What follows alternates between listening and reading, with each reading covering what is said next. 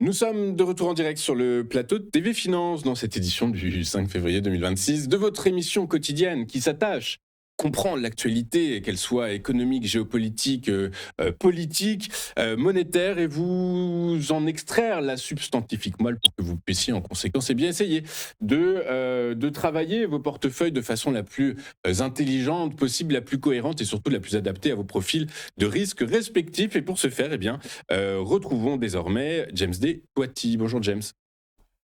Bonjour à tous, bonjour Louis-Antoine, ça Merci va? James d'être avec nous ce matin. James D. Toiti alias le Loup de Zurich. Vous êtes chroniqueur financier, analyste technique et trader pour compte propre. Avec nous James pour parler de trois valeurs. On va commencer par Eurofins, Eurofins scientifique. Après des résultats sans surprise et des perspectives sans saveur, les investisseurs ont été impitoyables. Le titre a dévissé. Ceci étant James, et c'est toute la raison de votre présence, est-ce que les points techniques atteints constituent des points d'entrée intéressants eu égard à un modèle économique qui ne semble pas orienté pour dégager du résultat?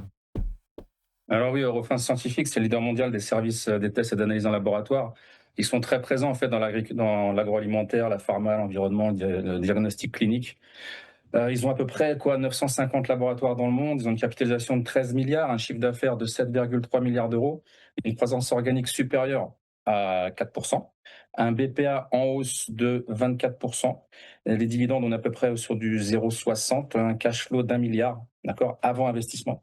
Donc pour moi, c'est un pari à long terme dans un portefeuille de qualité. On va sur le graphique, donc on a un biseau descendant qui justement tend à faire monter le marché. On a plutôt tendance à penser que si on a un biseau descendant, le marché pourrait monter justement sur le niveau que je vous indiquais ici, les 83,68, on va dire.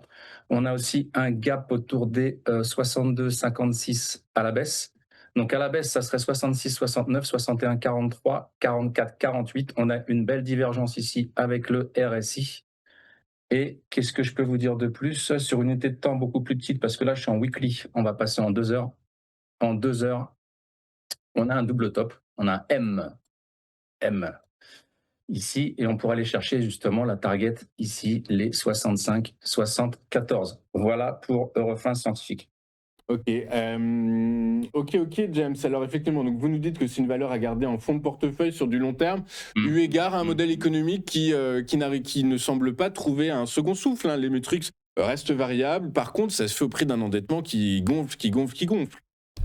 Ouais, mais j'achèterais quand même. Je serais plutôt acheteur sur cette valeur. Je mettrais un stop à.